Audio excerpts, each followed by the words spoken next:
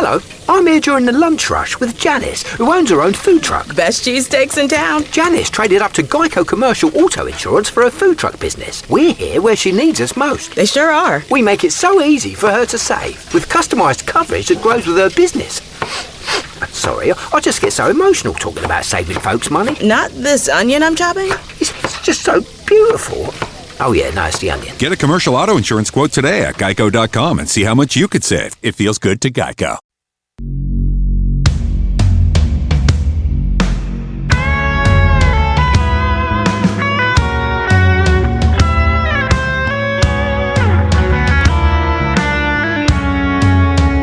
My career in the entertainment industry has enabled me to work with a diverse range of talent. Through my years of experience, I've recognized two essential aspects. Industry professionals, whether famous stars or behind-the-scenes staff, have fascinating stories to tell. Secondly, audiences are eager to listen to these stories, which offer a glimpse into their lives and the evolution of their life stories. This podcast aims to share these narratives, providing information on how they evolved into their chosen career. We will delve into their journey to stardom, discuss their struggles and successes, and hear from people who helped them achieve their goals. Get ready for intriguing behind-the-scenes stories and insights into the fascinating world of entertainment. Hi, I'm Tony Mantor. Welcome to Almost Live Nashville. Joining us today is Tristan Trit. He's a singer-songwriter who's carrying a legendary name while forging his own path with raw, soulful country vibes and a modern rock edge. His music hits deep, his story resonates, and his energy is electric. We will discuss his songwriting that he's poured his heart into for anticipated releases coming next year, and he will share his journey from Georgia to Nashville, some of his stories on the road, and everything in between. He has a great story to share with us, so before we dive into our episode, we'll be back with an uninterrupted show right after a word from our sponsors. Thanks for coming on. Absolutely. Thank you so much for having me. Oh, it's my pleasure. If you would, give us a little information on what you're doing. Sure thing. My name's Tristan Trit. I'm a sort of a country southern rock based artist out of Georgia, though I do a lot of work in Nashville, but been doing it for about 5 years and loving every second of it. I think this is interesting. You do a lot of work in Nashville. Your family is deep-rooted in country, yet you decided to go more on the rock side. Can you give us how that transition happened for you? Just growing up as a kid, I think my generation is kind of the guitar era, Guitar Hero era. So we really got a lot of influence from a lot of bands that were really my parents' era. But because we kind of found it on our own, it really made us feel like we kind of had our own sound, even though, these songs, some of these artists were, 20, 30, 40 years already in the making. But I just really resonated with the sort of the attitude and the aggressiveness of rock and roll. And I've tried to implement that as well as bring in, a lot of the songwriting and the storytelling of country music and try to meld it together. Sure, that makes perfect sense. Now, you bring up songwriting. Do you do most of the songwriting yourself? The majority of I do, and occasionally I'll work with a producer. Typically it's no more than just me and another guy. He's creating the track as I'm building the song. But input's always valuable for me, especially so when people can contribute to the song, that's always helpful. But for the most part, I like to come with at least a foundation built or the melody and then go from there. So I really do enjoy the songwriting, aspect of this whole career. Yeah, absolutely. I totally understand why you prefer songwriting yourself. Now, do you do most of your recording here in Nashville? 99% of it. I'm always at least once or twice a month going up to Nashville and, throwing out new ideas, or at least going up there for, my band's based out of there. So it's only a 3-hour drive for me. So I'm constantly up there and kind of inundated with the what's happening in good old Music City. I totally get that. It's changed over the last several years, but it's still Music City. Oh, absolutely. Especially if you still know the good spots to go to where it's not, completely tourist crowded. It's still got a little bit of that old Nashville to it. Yes, absolutely. Now, I understand, I'm not sure which song it is, but you and your dad did a video here a little while ago? Yes, sir. About, I think a year ago, I posted a video of me and him kind of just messing around and playing Best of Intentions. And that was the first viral video I ever had. And I checked it the next day. And at this point, I had maybe had 600 followers on TikTok, and then this video had 1.5 million views. And then by, 2 weeks later, it's 5 million views. So it really, it helped a lot with a lot of people finding out who I was. But yeah, it was a kind of a frivolous moment that we kind of didn't really think anything of. And I guess a lot of people resonated with it. That's the best way. Have it go organic as possible. So how did it feel? What went through your mind that you was getting all these downloads and streams on something that you and your dad did, and now they're finding out who your dad is? So how did that feel?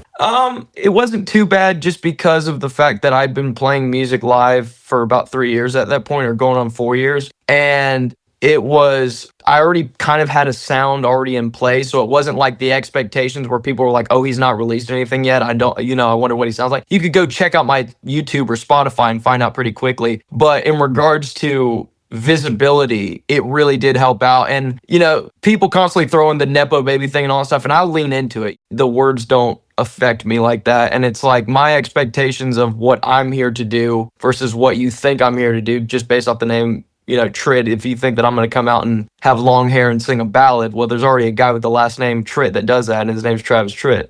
Yeah, that is a great way to approach it. I've had the opportunity to be around a lot of sons and daughters of music legends. I've even produced and managed a few. I've always found it interesting to see their perspective of their parents, given their fame and notoriety. You've already kind of given us a little insight. So if you would, expand on your perspective on what it was like to have a famous father in the music business that you chose to do. Even as a kid, I never really used it as something that, to me, it was no different than if someone's parents were a plumber or a lawyer or anything like that. Like, it's just the occupation that your family does or your parent does. But I've always been raised very traditionally where, respect is always first. So I've never walked around with some pompous kind of bravado to myself. I've always tried to treat everyone with respect. So that, even if that does come up or they find out, it's never like, oh, you're going to treat me differently. It's like I'm based off of merit and based off of how, you just deal with people on a daily basis. That's how my parents have always raised me and my siblings to be. So in regards to having him as a parent in the professional standpoint, it really kind of opened the doors and gave me a lot of insight into the music industry long before I knew I wanted to do it. And even straight out of high school, I worked as a production assistant for him for 2 years and really got to be like entrenched in his business world. And it was very eye-opening, and it gave me a lot of opportunities, not just in networking, but just with learning in the best way I know how to, which is hands-on. And if people want to call that, a Nepo baby because you're going into the same career path as your parents, so be it. But I've always been incredibly proud of my father, and he's one of the biggest role models I have. And every ounce of his passion that he puts into his work is something that I try to emulate in the same way that he does. And he's been, almost 40 years in the business, and every single show is like, it's like the last one for him. He plays it like it's, like it counts. I think that's great. And I think that's great the way that you look at it, because it really doesn't matter. If a plumber had a son and he went his way, no one would think twice about it. So why should it be any different in the music business? FYI, somewhere, I've got a picture of your dad and me. We were at a function together, and it was taken back when we were both in our 30s. Oh, awesome. Yeah, it's always fun to go to these music functions and meet people and talk with people. And your dad was just one of several that I've talked with. He was a good guy. I appreciate that.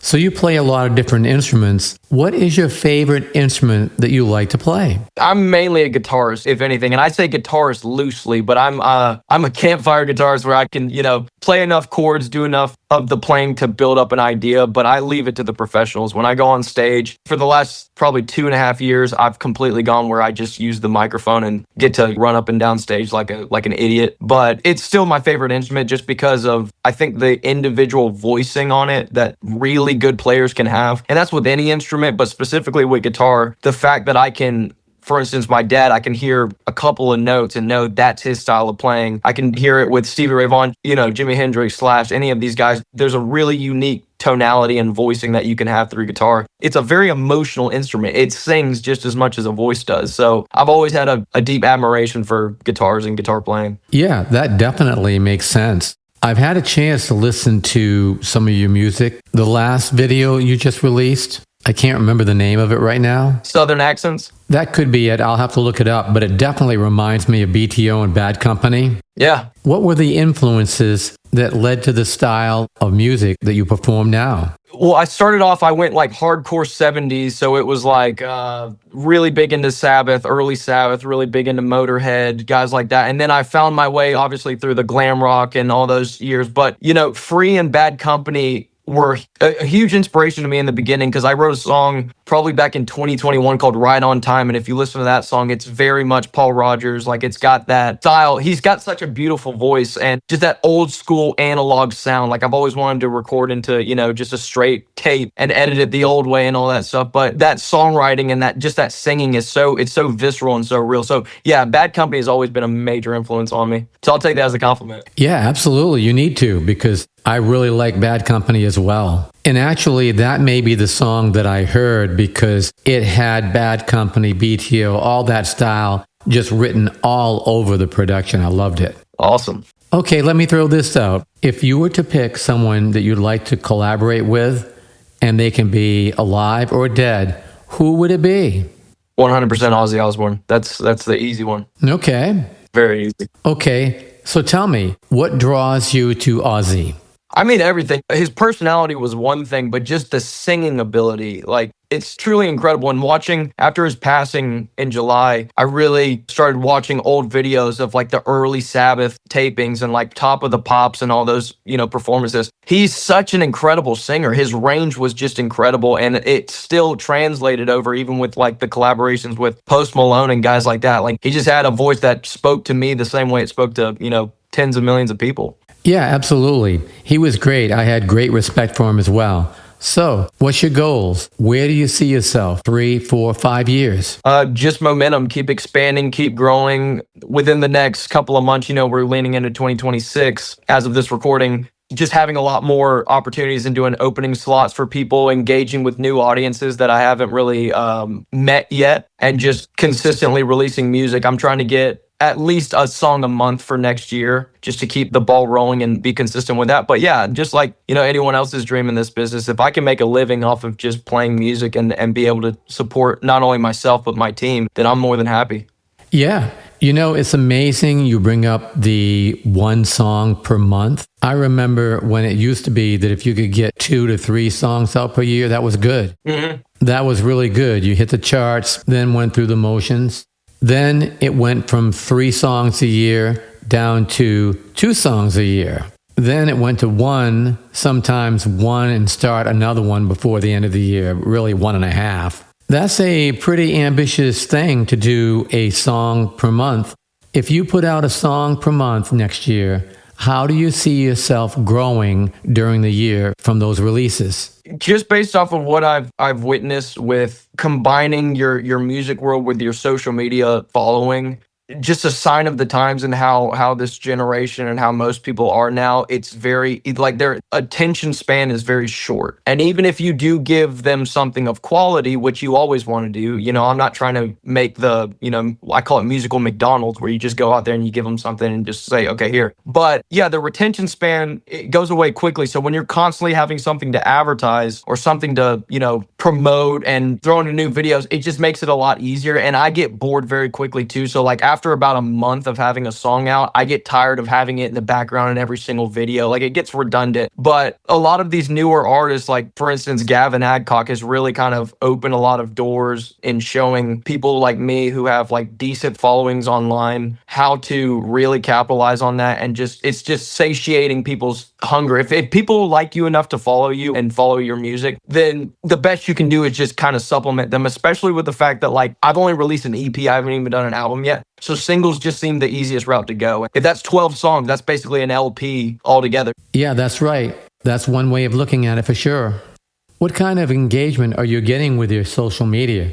How do you see that building from this point on for you? It's a combination of the music and also just little stupid rants that I'll do occasionally where it's like, it's 1 or 2 takes and it's something normally kind of silly. But for some reason, I don't know if it's people just laughing, enjoying it or whatever, or they just start comments on their own or start conversations. But it's one way or another, those engagement numbers they all trickle down back to the music, which is my main goal. So whether it's something that I'm posting that's humorous or, just actual lip sync or music video type stuff, it's all kind of cohesive now.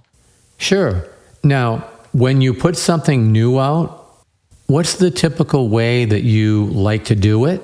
You put it on your social media, you put it on your website, you do all the natural things one would do, things that everyone would think about. What do you do that might be outside of the box, free thinking, that may be a little different that others don't do? This way, it separates you from everyone else out there. One of the biggest things has been really implementing humor into it, just because that's a big part of my personality, and it's a lot of how I just interact and interface with daily life, is trying to make light of things and just be silly and use myself really as the butt of the joke, not really going after anyone in particular, but just kind of just laying into myself about funny stuff, But one of my biggest influences in regards to that, Ozzy was obviously a very funny dude, but from Tool Maynard James Keenan, very, very funny guy, very dry sense of humor, but knew how to implement all these different humorous tactics and not taking yourself too seriously into his musical projects. And I think that's exactly how I'm starting to kind of grow the audience, is just by implementing both those things, humor and the music together. Make sure both of them are genuine.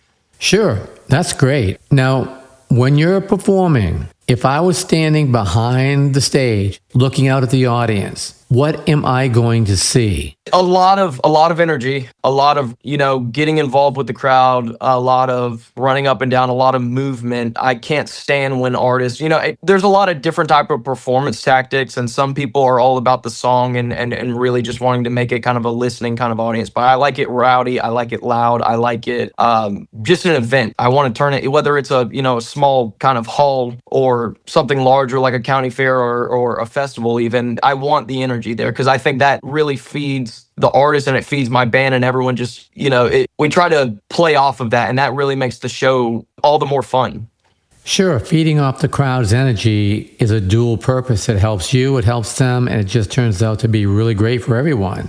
Now, tell me a little bit more about your band. They're basically all based out of Nashville, and most of them are either Broadway guys or work in music in some other facet. So they're basically on with me anytime I'm going on the road or something like that. I don't necessarily use them for recording or anything, but they're my guys whenever I'm doing any kind of live. Perfect. So what kind of instrumentation do you have on stage? It's a 4-piece, so it's me, vocals, bass, drums. Keep it simple. Yeah, that sounds really good. Also, sounds like you got a great rhythm section. Absolutely. And my guys are all absolute killers. They're fantastic. Yeah, when you have a great rhythm section, it makes everything flow and it just really falls together well. Absolutely. I can coast off of that. Oh, yeah. And the beauty of it, if you make a small little oops, because the rhythm section's solid, you can just flow off from it, improvise, and you may know there was an issue, but no one else will. And that's the great thing about live music. Absolutely. And that's one of the things I love about just the traditional analog band, is the fact that the mistakes are going to happen whether you like them or not. And it's just the ability to kind of play off that and improvise. That's where some real magic happens. And it also tests your will to see how good you can, recover in a short amount of time, and hopefully where no one even notices. Yeah, absolutely. That's the beauty of music. Now, what's the typical day look like for you? Whether you're working or you're planning on working for something like a possible tour? I'm very much a creature of habit, so I like to wake up early, make my bed, get started, go work out. I'll typically handle the administrative stuff that I have to do, the not so exciting, sexy part of the music industry, where it's, answering emails, trying to plan for upcoming shows, booking hotels or anything like that. But a lot of it is just trying to kind of soak in everything else around me and try to find ways, by whether it's writing down, just journaling or anything like that, just finding the next song and finding the next real topic of discussion. And that's kind of just how I go along with the day. Okay, you just brought up the administration part of it. Are you just a one-man gang, or do you have others that help you? Not at all. I have a great team. Most of them are either based out of New York or Nashville, and I'm based out of Georgia, and I'm still a micromanager and a bit of a control freak. I like to stay on top of things and at least know what's going on, even if it's not necessarily my role. But every morning, I like having purpose and like having to have these responsibilities that I have to take care of. That's awesome. I mean, that's a very smart thing to do. A lot of people have lost their way because they gave all these things to other people to do and never paid attention to what they were doing. Absolutely. My dad always told me, one of the wisest things he's ever told me was, an artist nowadays needs to be able to carry a guitar case in one hand and a briefcase in the other and be able to use both well. I'm like, that's great advice. Yes, that's some of the best advice anyone could give because in today's world, very, very important. So tell me, what's your inspiration? What inspires you to do what you do?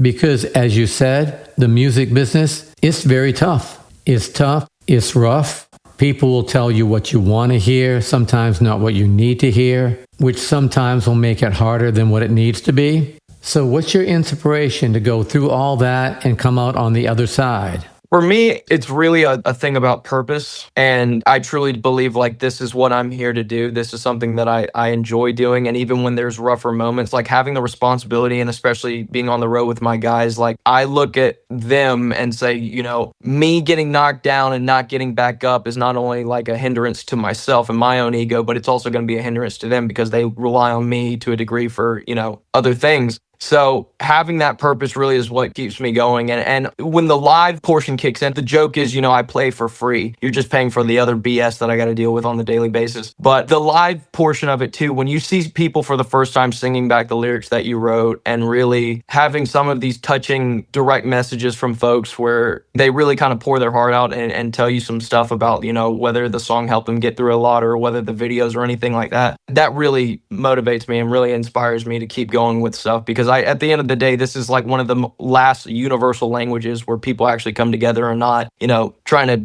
cut each other's throats. You know, everyone's in agreement to at least have a good time for a couple hours. And that to me is one of the most precious things about the music industry. Yeah, that's a great thing about music. It tends to bring people together, and that's a very, very great thing. Now, tell me, what has been one of your better moments, something that's really memorable? It might be something that's noteworthy, or it might be something that's just noteworthy to you.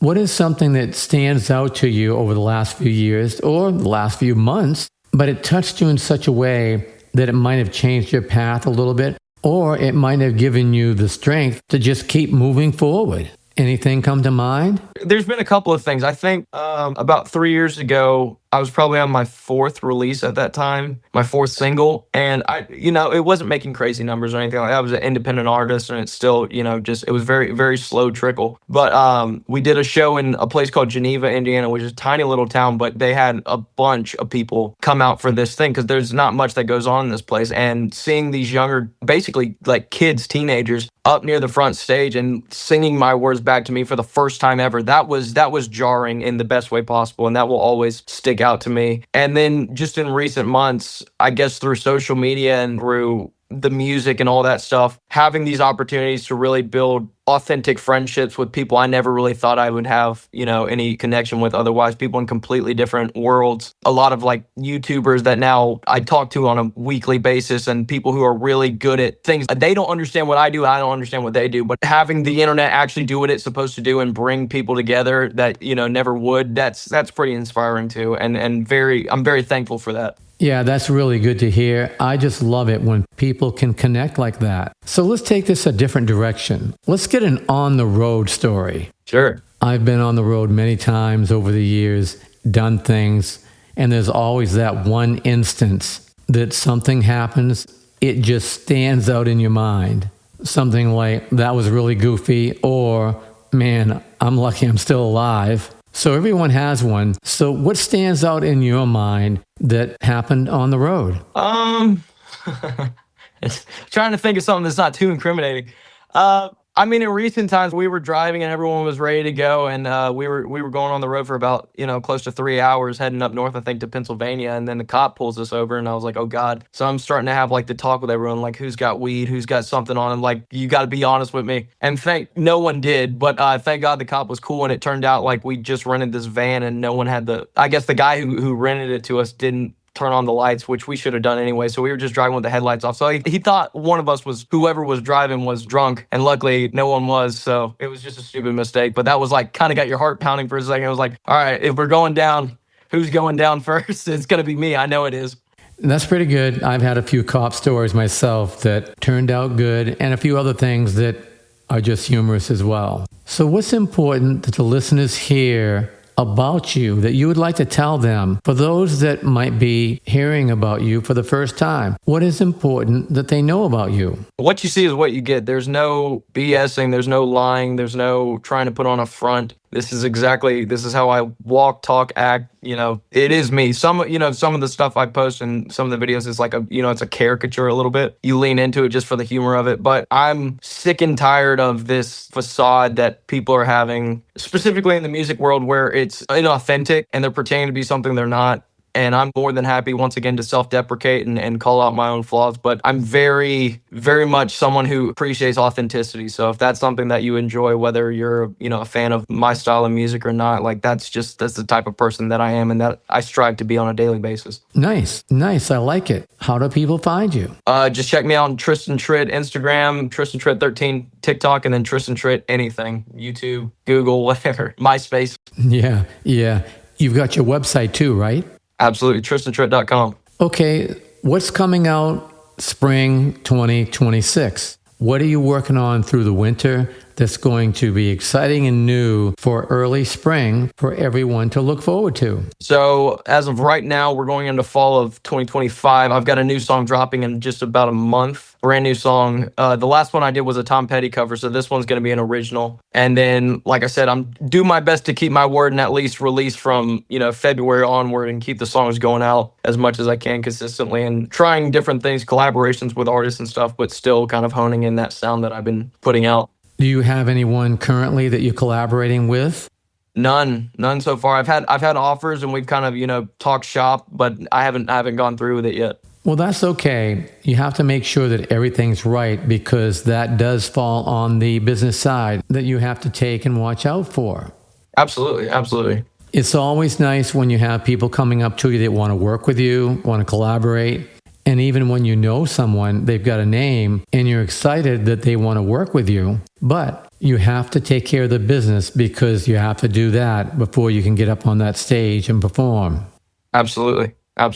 Yeah, absolutely. Now, one last thing. Is there anything you would like to tell our listeners that we might not have touched on? Not necessarily. If you haven't checked out Southern Accents yet, please go check it out. And if you like what you hear, just be sure to follow me on Spotify, Apple Music, wherever you stream your music. And yeah, I'm going to have much more coming out soon. Well, good. This has been great. Great conversation, great information. I really appreciate you taking the time to join us today. Absolutely. Thank you so much, Tony. It's been my pleasure. Thanks again.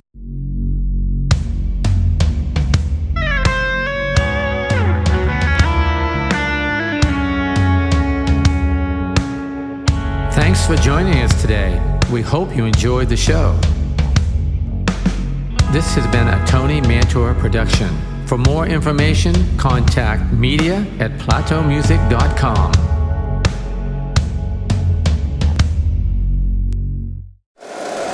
If you like the show, please take a moment to rate, review, and subscribe. It really does help the show to grow.